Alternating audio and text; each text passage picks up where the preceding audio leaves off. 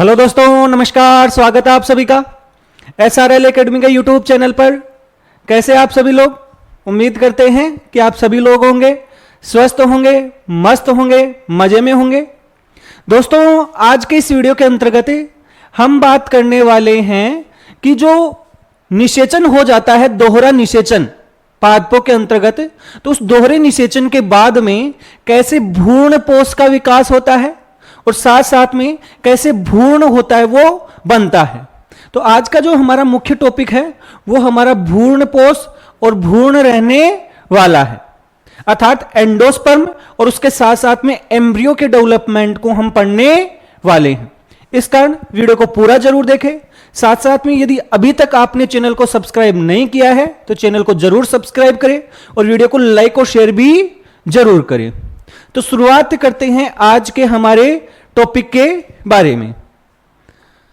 तो जो आज का हमारा टॉपिक है वो मुख्य रूप से क्या है, जिसके अंतर्गत एक तो हम पढ़ने वाले हैं भ्रूण पोष के बारे में, जिसे हम क्या कहते हैं,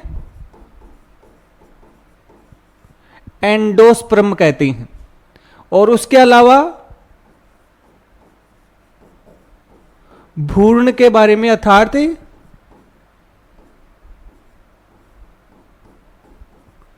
एम्ब्रियो के बारे में, यह हम पढ़ने वाले हैं। देखो, अगर हम बात करें सबसे पहले निषेचन की, किसकी बात करें? निषेचन के बारे में बात करें तो एक घटना हुई है निषेचन, और निषेचन के बाद क्या होगा? निषेचन के बाद क्या होगा? तो देखो, निषेचन के बाद क्या क्या होगा। सबसे पहली बात, पुष्प के जो भी भाग हैं, पुष्प के अन्य भाग हैं, वो क्या हो जाते हैं?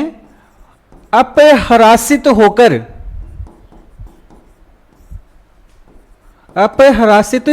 होकर झड़ जाते हैं।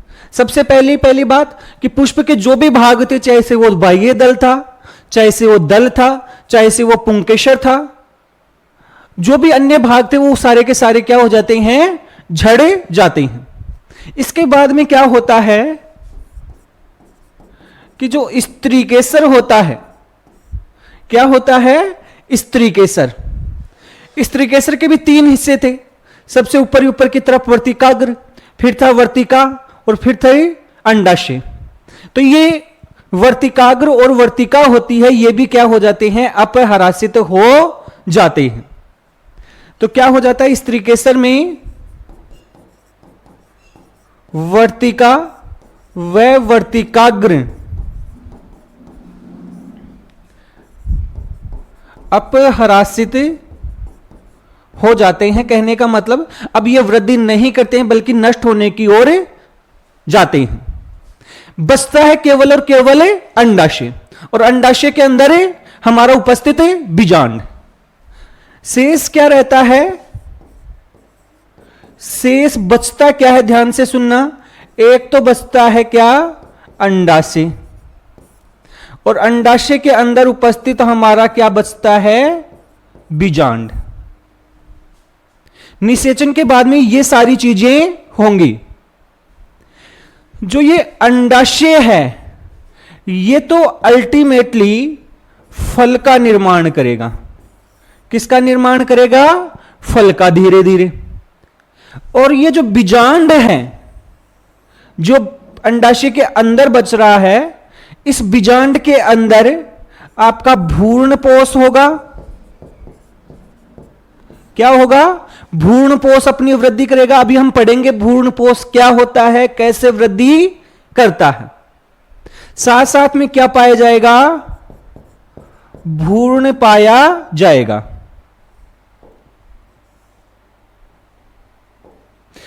तो इस बीजांड के अंदर एक तो भ्रूण पोष होगा और एक भ्रूण होगा।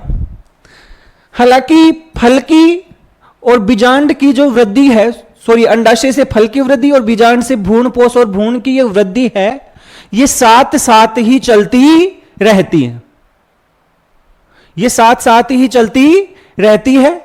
लेकिन हम पहले बीजांड से वृद्धि पढ़ना चाहते हैं।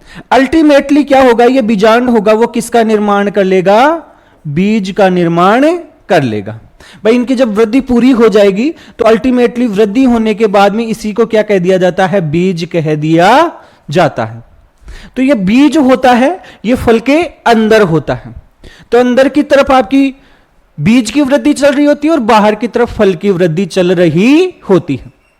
अल्टीमेटली आज हम सबसे पहले इस भ्रूणपोष और भ्रूण की वृद्धि को पढ़ने वाले, किसको पढ़ने वाले, भ्रूणपोष और भ्रूण को।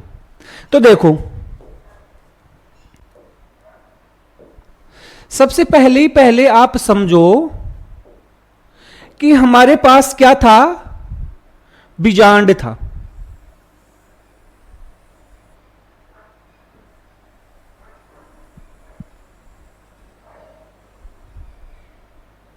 हमारे पास क्या था, बीजांड, जो कि अंडाशय के अंदर उपस्थित था। और ये बीजांड के हमारे क्या थे, आवरण, जिसमें से बाहर वाला था वो बाह्य आवरण था और अंदर वाला था वो क्या था, आंतरिक आवरण था। ये हमने पहले भी पढ़ा हुआ है। आप समझो इसका क्या होगा, बीजांड में क्या क्या परिवर्तन आएंगे।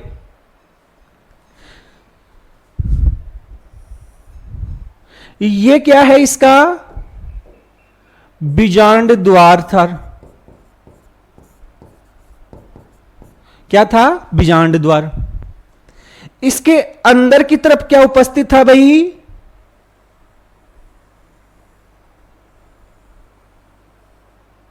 इसके मुख्य भाग को हम क्या कह रहे थे, इसको हम कह रहे थे बीजांड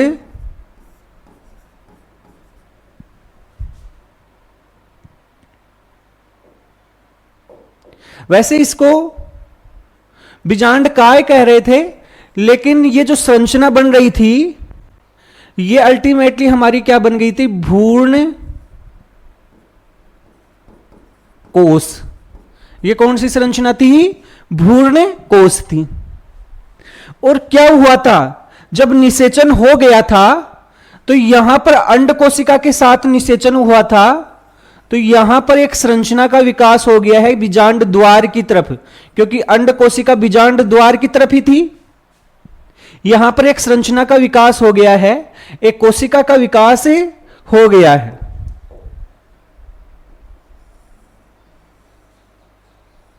किसका विकास हो गया, एक कोशिका का। और ये जो कोशिका है ये हमारी बन गई है युग्मनज। ध्यान से सुनने की बात यह है कि जैसे ही अंड कोशिका और नर युग्मक का निषेचन हुआ था, हमने कल भी देखा था या पिछली वीडियो के अंतर्गत भी देखा था कि उससे किसका विकास होगा, युग्मनज का विकास होगा। ये सब कुछ किसके अंदर होते हैं, बीजांड के अंदर ही होते हैं। और ये युग्मनज है, ये कैसा होगा, 2n।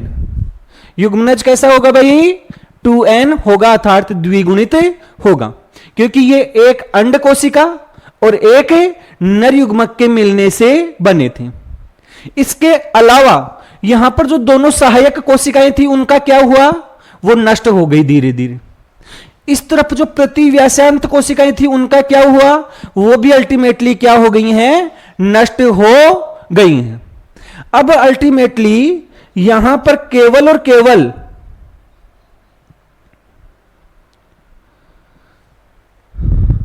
यहां पर केवल और केवल ये दो कोशिकाएं बची हैं भाई। एक से तो विकास हो गया किसका, युग्मनज का, और ये थी हमारी कौन सी कोशिका, केंद्रीय कोशिका।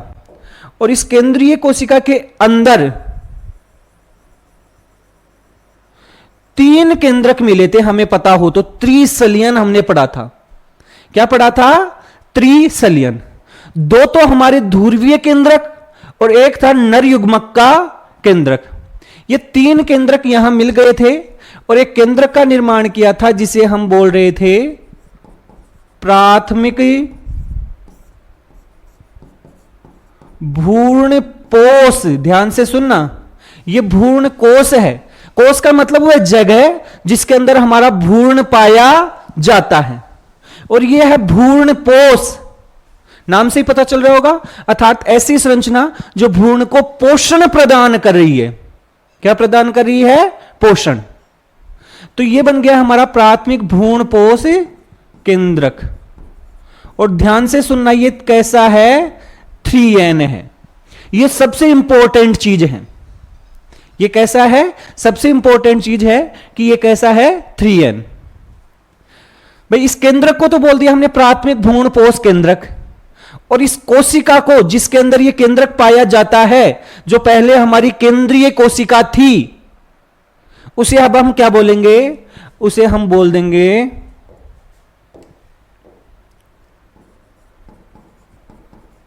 प्राथमिक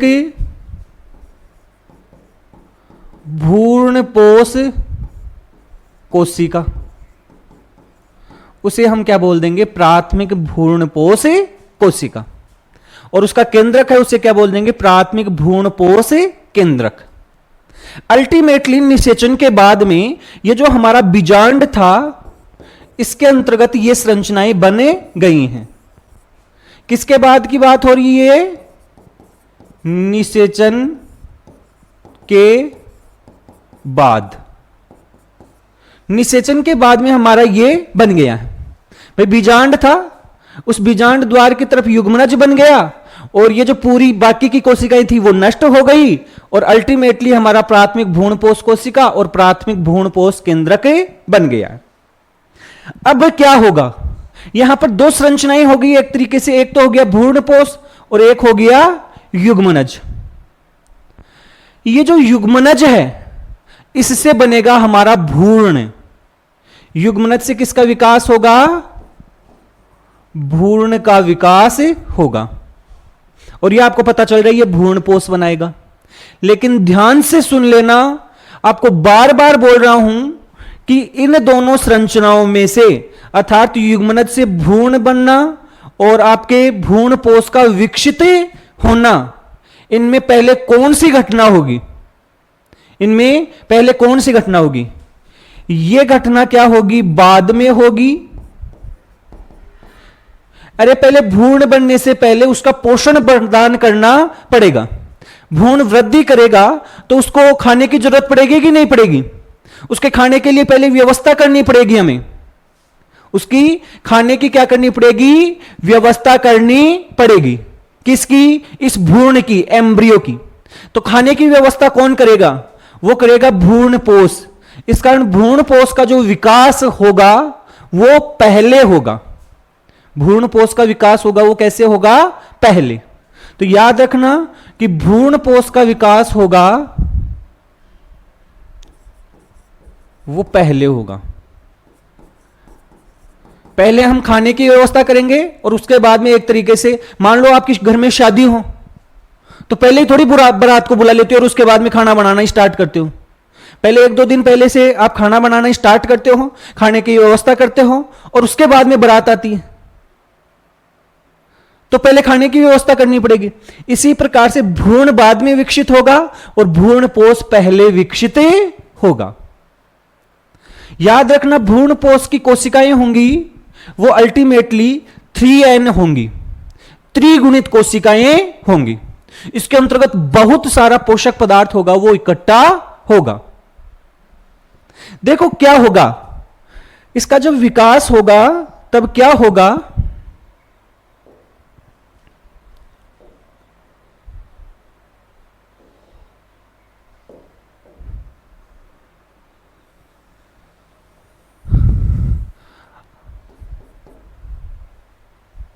अब देखो, ये तो आपका एक तरफ क्या पड़ा है अभी तक?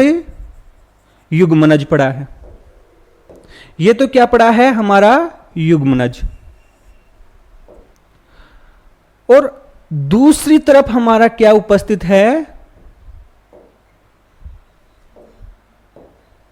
ये भ्रूणपोष था, और ये भ्रूणपोष का केंद्रक है जो प्राथमिक भ्रूणपोष था। सबसे पहले जब भ्रूणपोष का विकास होगा तो ये केंद्रक विभाजित होगा। किसमें विभाजन होंगे? केंद्रक में। किसके केंद्रक में विभाजन होंगे? प्राथमिक भ्रूणपोष के केंद्रक में विभाजन होंगे, और यह लगातार समसूत्री विभाजन द्वारा विभाजित होगा। तो यह केंद्रक लगातार विभाजित हो रहा है। भ्रूणपोष का केंद्रक है, यह लगातार क्या हो रहा है? विभाजित, और इससे लगातार केंद्रक बनते जा रहे हैं। केंद्रक की केंद्रक बन गए हैं।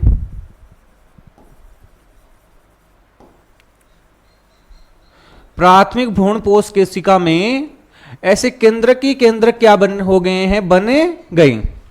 बहुत सारे केंद्रक बन गए। सबसे पहली बात सुनो, ये किसका विकास पढ़ रहे हैं हमें? भ्रूणपोष का विकास।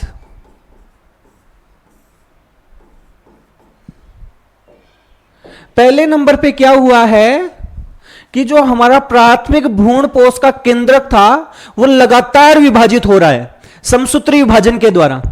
ध्यान से सुनने की बात यह है कि यहां पर केवल और केवल केंद्रक का विभाजन हुआ है। किसका विभाजन हुआ है? केंद्रक का। कोशिका पूरी नहीं बन रही है, कोशिका भित्ति नहीं बन रही है।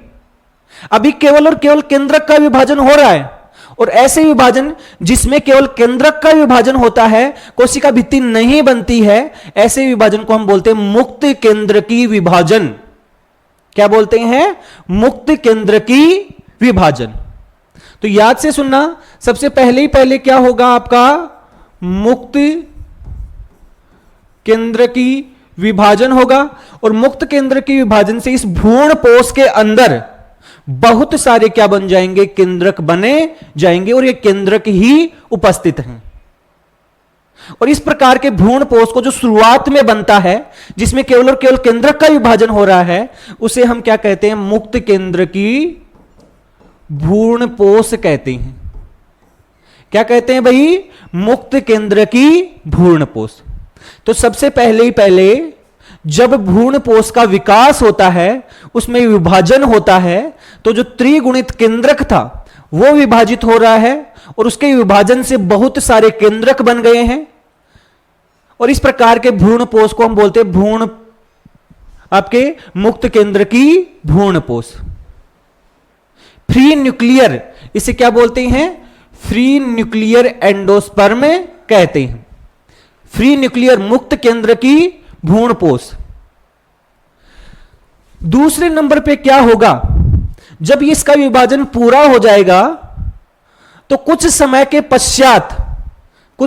पश्चात जो भी ये केंद्रक जितने भी बने हैं, उनके चारों तरफ क्या बनने लग जाएगी? कोशिका भित्ति और कोशिका झिल्ली बनने लगे जाती है। उसके चारों तरफ क्या करती है? कोशिका भित्ति और कोशिका झिल्ली बनने लग जाती है। बाद में जब कोशिका झिल्ली बनती है, तो ऐसे कोशिकाएं बन जाती हैं। ऐसे क्या बन जाती हैं? कोशिकाएं। पहले इस भ्रूणपोष में केवल और केंद्रक थे, अब क्या बनने लग गई हैं? कोशिकाएं बनने लग गई हैं।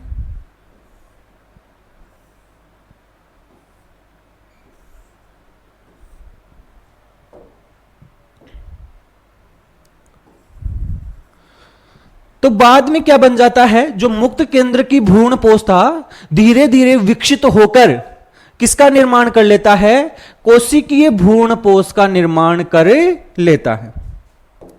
किसका निर्माण कर लेता है? कोशिकीय भ्रूणपोष। कोशिकीय भ्रूणपोष का निर्माण कर लेता है, जिसे हम बोलेंगे सेल्यूलर एंडोस्पर्म। कोशिकीय भ्रूणपोष या सेल्यूलर एंडोस्पर्म। तो पहले विकसित होता है मुक्त केंद्र की भ्रूणपोष, फ्री न्यूक्लियर एंडोस्पर्म, और उसके बाद में वही विकसित किसमें हो जाता है? कोशिकीय भ्रूणपोष में विकसित हो जाता है। तो इस प्रकार से हमारे भ्रूणपोष का क्या होता है? विकास होता है।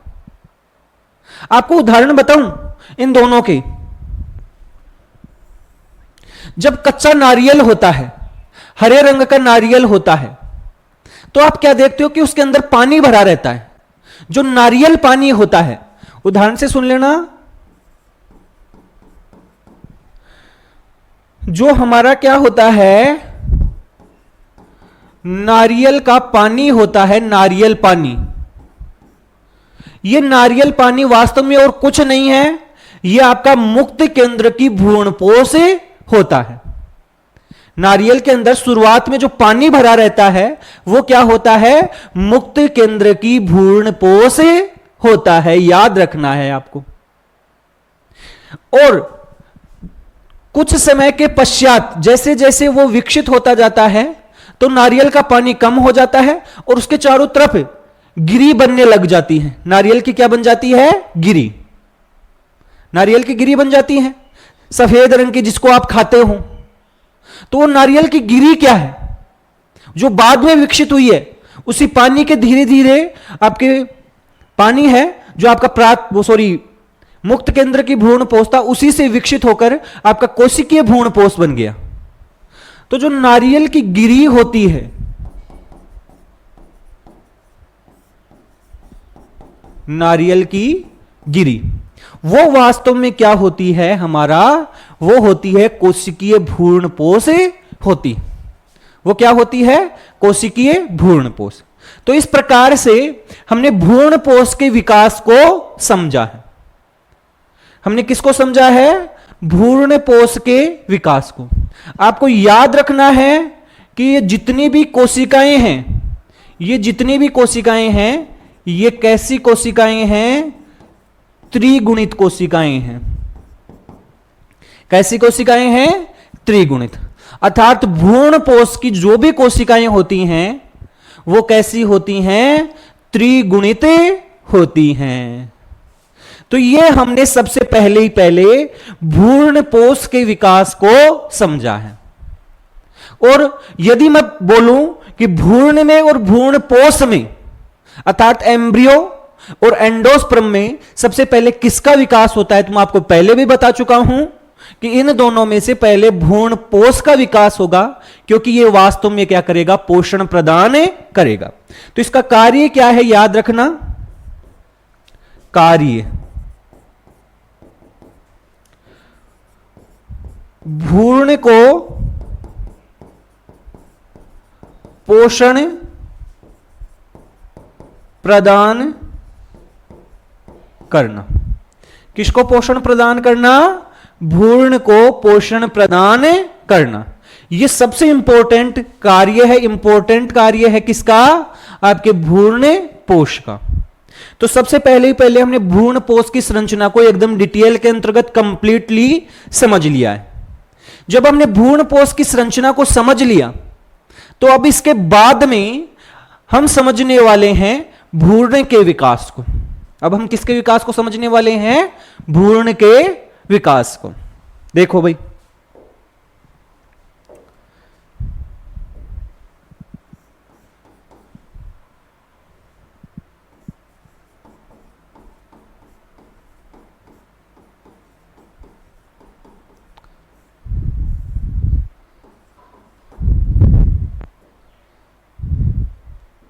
देखो हम वही बना लेते हैं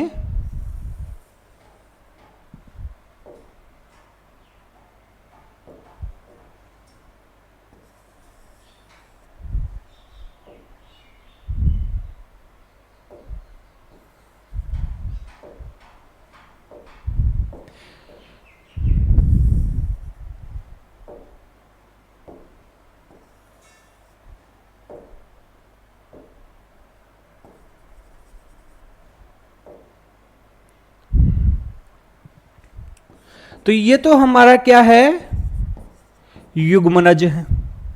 और ये बाकी आप सब पता ही है, अभी आपका हमने पढ़ा है, ये क्या है, भ्रूणपोष है। क्या है भाई, भ्रूणपोष। अब क्या होगा, अब क्या होगा कि ये जो हमारा युग्मनज है, इस कोशिका को हम अलग से निकाल कर देखते हैं। इसको हम क्या करते हैं, अलग से निकाल कर देखते हैं। ये हमारा युग्मनज की कोशिका हो गई है। क्या हो गया है? युग्मनज। और इसमें होगा अब क्या? विभाजन। इसमें क्या होगा? विभाजन होगा। विभाजन होगा तो एक कोशिका से कितनी बनेंगी? दो कोशिकाएं बन जाएंगी। एक से कितनी कोशिकाएं बन जाएंगी? दो। ऐसे दो बन गई। दो से अल्टीमेटली 4, 6, 8 ऐसे बनती जाएंगी। ऐसे 4 कोशिकाएं बन गई।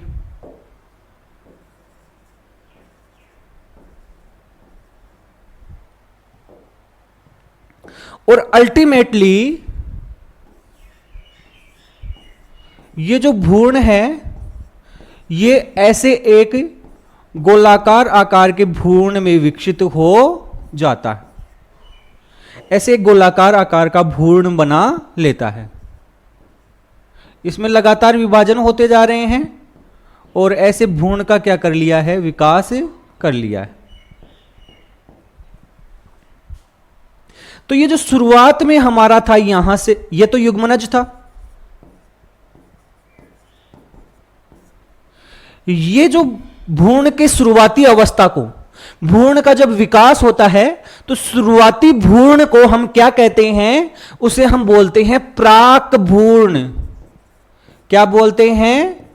प्राक भ्रूण कहते हैं। मतलब एकदम प्रारंभिक अवस्था में, बहुत छोटी अवस्था में जो भ्रूण पाया जाता है उसे हम बोलते हैं प्राक भ्रूण। जैसे ये प्राक भ्रूण ऐसे गोलाकार आकृति बना लेता है, एक ऐसा ग्लोबुलर स्ट्रक्चर बना लेता है, इसे ग्लोबुलर एम्ब्रियो या फिर इसे हम क्या कहते हैं? गोलाकार भ्रूण कहते हैं। क्या कहते हैं इसको? क्या बोल दिया जाता है भाई? गोलाकार भ्रूण। तो ऐसे धीरे धीरे आपके भ्रूण का विकास होता है। युग्मनज, युग्मनज से प्राक भ्रूण, प्राक भ्रूण से आपका गोलाकार भ्रूण। अब ये गोलाकार भ्रूण होता है धीरे धीरे हृदय के आकार के भ्रूण में परिवर्तित होता है। किस में परिवर्तित होता है? हृदय के आकार।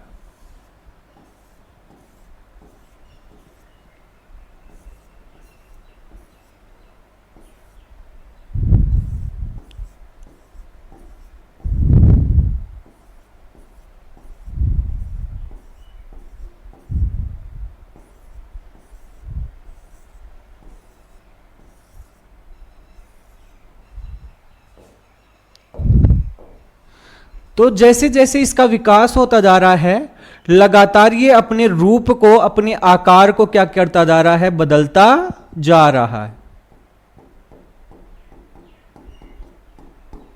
ऐसे आकार को क्या करता जा रहा है? बदलता जा रहा है। तो पहले ये गोलाकार भ्रूण था, अब जैसे हृदय की आकृति होती है वैसे ये परिवर्तित होने लग गया है। और इस भ्रूण को हम क्या कहते हैं? इसे हार्ट शेप एम्ब्रियो या फिर हम क्या कहते हैं? हृदयाकार भ्रूण कहते हैं। इसे हम क्या कहते हैं?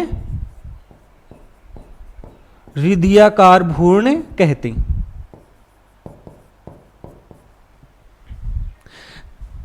तो इस प्रकार से अल्टीमेटली आपका भ्रूण होता है, ये विकसित होता जाता है। देखो इसमें ये जो एक लंबी सी डंठल जैसी संरचना दिख रही है जो शुरुआत में विकसित होती है, इसे निलंबक कहते हैं। क्या कहते हैं? निलंबक। याद रखना है तो रख सकते हो आप। बाकी ये भ्रूण का क्या होता जा रहा है? विकास होता जा रहा है। देखो भ्रूण चाहे से आपका एक बीजपत्री हो चाहे से द्विबीजपत्री, ध्यान से सुनना, हमने नाम सुना हुआ है एक बीजपत्री बीज, द्विबीजपत्री बीज।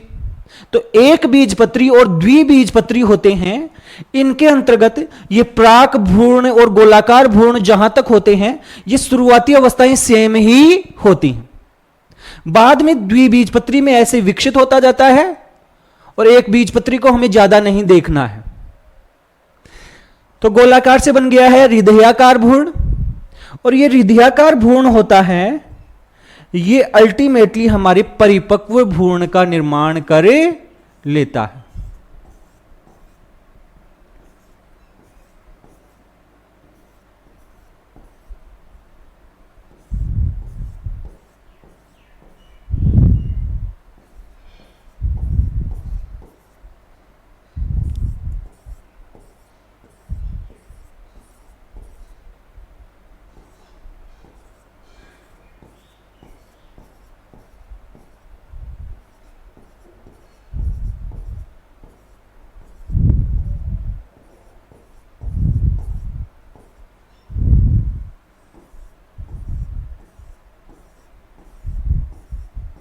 ऐसे इसके अंतर्गत कोशिकाएं हैं, आप बना सकते हो आसानी से।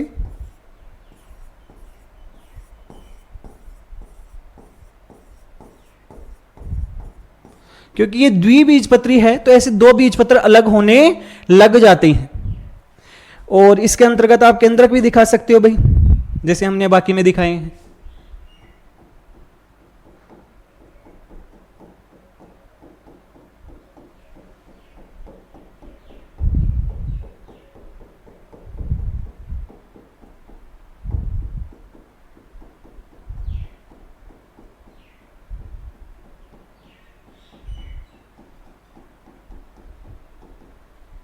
तो ऐसे क्या हो जाता है, विकसित हो जाता है। और अल्टीमेटली ये जो भ्रूण होता है इसे हम बोलते हैं विकसित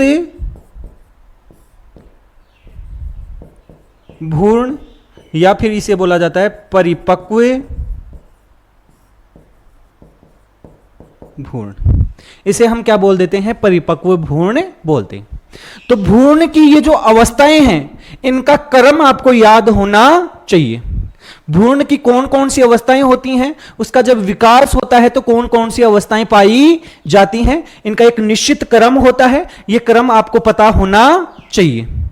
यह आपका प्राक भ्रूण सबसे प्रारंभिक अवस्था वाला भ्रूण है, यह आपका गोलाकार भ्रूण है, यह रिधियाकार भ्रूण है, और यह विकसित अर्थात परिपक्व भ्रूण है। इसके बाद में हम थोड़ा सा द्विबीजपत्री और एक बीजपत्री भ्रूण होता है उसकी संरचना को समझने वाले हैं। किसकी, द्विबीजपत्री और एक बीजपत्री भ्रूण की संरचना। एकदम आसान भाषा के अंतर्गत हम इसको कंप्लीट करेंगे। सबसे पहले हम देख लेते हैं द्विबीजपत्री भ्रूण। किसको देख लेते हैं, द्विबीजपत्री भ्रूण। आप सभी लोग जानते होंगे, और जब हम बीज पढ़ेंगे उस दौरान भी हम देखेंगे कि बीज होते हैं वो हमारे एक बीजपत्री और द्विबीजपत्री होते हैं। और ये एक बीजपत्री और द्विबीजपत्री जो निर्धारित किए जाते हैं वो आपके भ्रूण के आधार पर ही निर्धारित किए जाते हैं। किसके आधार पर निर्धारित होते हैं, आपके भ्रूण के आधार पर। तो देखो जो द्विबीजपत्री भ्रूण होता है वो क्या होता है, इसके अंतर्गत आपका क्या होता है, एक तो ऐसे बीच में अक्ष पाया जाता है, एक्सिस पाया जाता है। एक तो क्या पाया जाता है, अक्ष पाया जाता है। और इस अक्ष से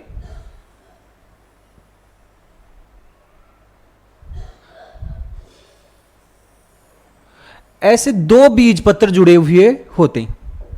क्या जुड़े हुए होते हैं, दो बीजपत्र। ध्यान से सुनना, बीजपत्र होते हैं ये कितने होते हैं, दो। तो ये ध्यान से देखो, ये तो है हमारे क्या, बीजपत्र। और ये क्या है हमारा, भ्रूणीय अक्ष। ये क्या है हमारा, भ्रूणीय अक्ष।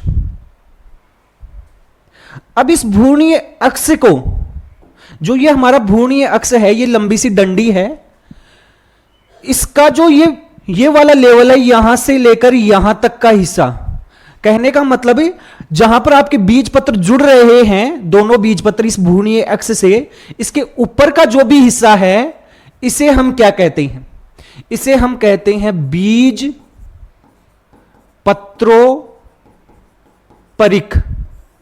क्या कहते हैं भाई, बीज पत्रोपरिक कहते हैं। इसे इंग्लिश में बोला जाता है एपिकोटाइल। क्या कहते हैं भाई, एपिकोटाइल। अर्थात जहां पर बीजपत्र आपके भ्रूणीय अक्ष से जुड़ते हैं उसके ऊपर का हिस्सा होता है, उसे कंप्लीटली क्या बोला जाता है, आपका बीज पत्रोपरिक या एपिकोटाइल। और ये जो नीचे का हिस्सा है, ये नीचे का हिस्सा जहां पर ये जुड़ रहे हैं बीजपत्र, उसके नीचे का जो हिस्सा है इसका, उसे हम क्या कहते हैं, बीज पत्राधार, क्या कहते हैं, बीज पत्राधार या हाइपोकोटाइल कहते हैं। तो भ्रूण जो होता है द्विबीजपत्री भ्रूण, उसके अंतर्गत एक पाया जाता है भ्रूणीय अक्ष, दो पाए जाते हैं बीज पत्र। बीज पत्र जहां पर भ्रूणीय अक्ष से जुड़ते हैं उसके ऊपर का हिस्सा होता है उसे बीज पत्रोपरिक कहते हैं, नीचे वाले हिस्से को हम क्या कहते हैं, बीज पत्रोधार कहते हैं। अब देखो ये इसकी जो टिप है ये आगे जाकर किसका विकास करेगी, जड़ का। किसका विकास करेगी, जड़ का, और इस कारण इसे बोलते हैं मूलांकुर। क्या कहते हैं भाई, मूलांकुर, जो आगे जाकर किसका विकास करेगी, जड़ का विकास करेगी। और ये ऊपर वाला हिस्सा आगे जाकर किसका विकास करेगा, तने का विकास करेगा। किसका निर्माण करेगा, तने का निर्माण करेगा। इस कारण ध्यान से सुनना, इसे क्या कहते हैं, प्रांकुर कहते हैं। यह आपको याद रखना है कि प्रांकुर क्या होता है, मूलांकुर क्या होता है, ये सारी चीजें आपको पता होनी चाहिए। इसके अलावा जो ये मूलांकुर होता है इसके एंड पर ऐसे एक छोटी सी टोपी नुमा संरचना भी पाई जाती है। जो इस मूलांकुर को जब जड़ की वृद्धि होगी तो जब जड़ मिट्टी के अंतर्गत जाएगी तो मिट्टी में क्योंकि घर्षण होगा, उस घर्षण से बचाने के लिए यहां पर क्या पाया जाता है, एक टोपी नुमा संरचना पाई जाती है जिसे हम क्या कहते हैं, मूलांकुर गोप कहते हैं। क्या कहते हैं, मूलांकुर गोप। तो यह आपके द्विबीजपत्री भ्रूण के अंतर्गत संरचना पाई जाती है। और जिन भी बीजों के अंतर्गत आपके द्विबीजपत्री भ्रूण पाया जाता है, जिन भी बीजों में यह द्विबीजपत्री भ्रूण उपस्थित होगा उन्हें को हम द्विबीजपत्री बीज कहेंगे। जब हम बीज की संरचना पढ़ेंगे तब उसको भी हमें बताएंगे।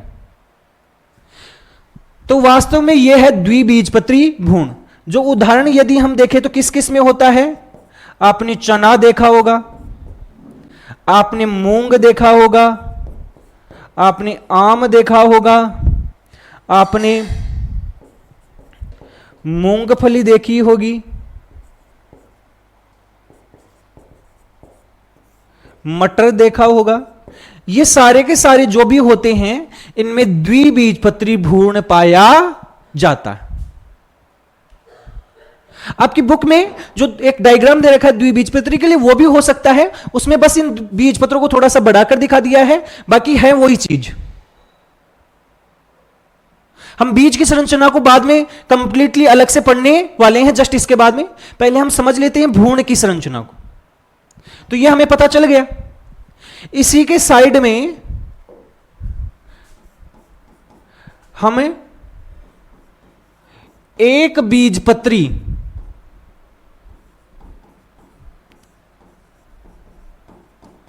भ्रूण की संरचना को समझ लेते हैं। यहीं पर हम एक बीजपत्री भ्रूण की संरचना को समझ लेते हैं।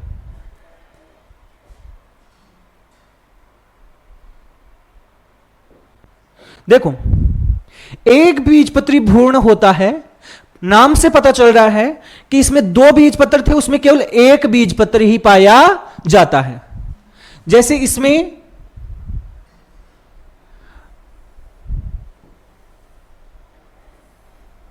ये भ्रूणीय अक्ष होता है। ये क्या होता है आपका, भ्रूणीय अक्ष। और इस भ्रूणीय अक्ष से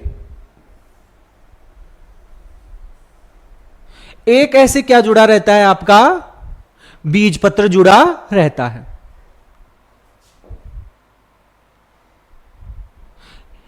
तो यह हो गया हमारा भ्रूणीय अक्ष।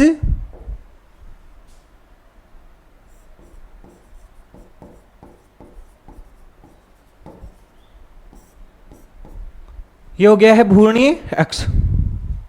भ्रूणीय अक्ष में आपको ज्यादातर चीजें पता हैं। ये हो गया है हमारा बीज पत्र। क्या हो गया है, बीजपत्र। और इसका जो बीजपत्र होता है, ध्यान से सुनना, एक बीजपत्री में केवल एक ही बीजपत्र पाया जाता है और इसके बीजपत्र को हम क्या कहते हैं? स्कूटेलम कहते हैं। इसके बीजपत्र को क्या कहा जाता है?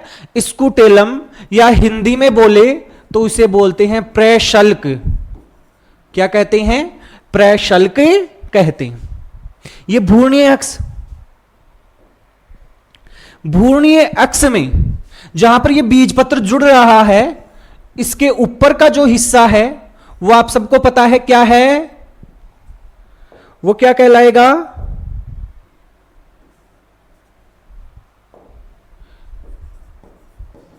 बीजपत्रोपरिख अर्थात एपिकोटाइल। एपिकोटाइल।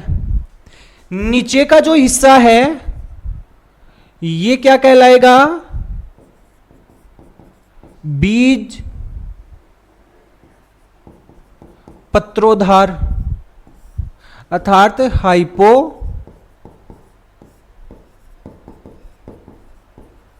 कोटाइल। यहां पर आपका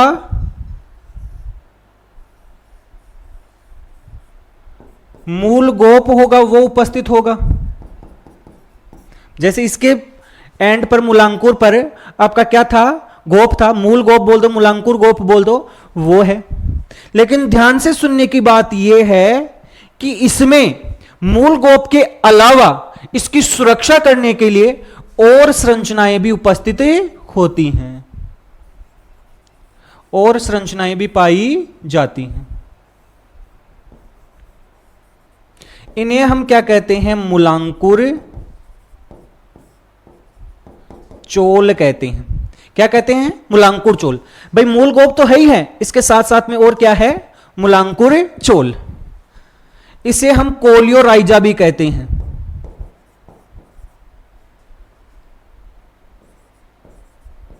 कोलियोराइजा। जैसे आपके मूलांकुर की सुरक्षा के लिए मूलांकुर चोल होते हैं, वैसे ही प्रांकुर की सुरक्षा के लिए भी ऐसे चोल पाया जाता है, जिसे हम क्या बोलते हैं? प्रांकुर चोल। तो ये एक्स्ट्रा होता है एक बीजपत्री में। बाकी सारी संरचनाएं आपको पता ही हैं। ये ऊपर वाला क्या हो गया है? प्रांकुर। और ये नीचे वाला क्या हो गया है? मूलांकुर। तो एक बीजपत्री में केवल और केवल एक बीजपत्र होता है। यह हमने मुख्य रूप से भ्रूण की संरचना को देखा है, ध्यान से सुन लेना। हालांकि बीज की संरचना ऐसे ही बनती है, जिसके अंतर्गत आपका द्विबीजपत्री भ्रूण होगा वो आपके द्विबीजपत्री बीज कहलाएंगे। जिसके अंतर्गत आपका एक बीजपत्री भ्रूण उपस्थित होगा, ये वाला भ्रूण उपस्थित होगा, तो उसे हम क्या बोल देंगे? एक बीजपत्री बीज कहेंगे। वो बीज हम आगे आने वाले वीडियो के अंतर्गत डिस्कस करने वाले हैं। तो ये आपके भ्रूण की संरचना थी। इसके उदाहरण कौन कौन से आएंगे? देखो, जो भी हमारे घास कुल के पादप होते हैं, घास कुल के पादप, इसके अलावा गेहूं, चावल, मक्का, बाजरा, ये सारे के सारे इनके अंतर्गत आपके क्या पाया जाता है? एक बीजपत्री भ्रूण पाया जाता है। तो ये हमने भ्रूण की संरचना को समझा है। जब हमने भ्रूण की संरचना को समझ लिया है, उसके बाद में हमें बीज के ऊपर ज्यादा डिस्कस करने की जरूरत नहीं पड़ेगी। हम सीधा बोलेंगे कि एक बीजपत्री बीज है और द्विबीजपत्री बीज है, क्योंकि हमें पता है वो नाम किसके आधार पर रखे जाते हैं? इन्हें भ्रूण के आधार पर रखे जाते हैं। तो इस प्रकार से हमने आज का हमारा जो ये वीडियो है, इसके अंतर्गत कंप्लीटली हमारा भ्रूण पोष है उसके विकास को पढ़ा है, साथ साथ में जो भ्रूण है उसका विकास कैसे होता है उसकी संरचना को समझा है। हमारा ये वीडियो है, ये आप सभी लोगों को कैसा लगा है? अगर अच्छा लगा है तो वीडियो को लाइक और शेयर जरूर कीजिए। यदि कोई चीज समझ में नहीं आती है तो कमेंट जरूर कीजिए। और यदि अभी तक आपने हमारे चैनल को सब्सक्राइब नहीं कर रखा है तो इंतजार किस बात का कर रहे हैं, चैनल को जल्दी से जल्दी सब्सक्राइब करें, जिससे कि आप सभी लोगों तक ऐसे वीडियो हैं ये लगातार पहुंचते रहे। धन्यवाद।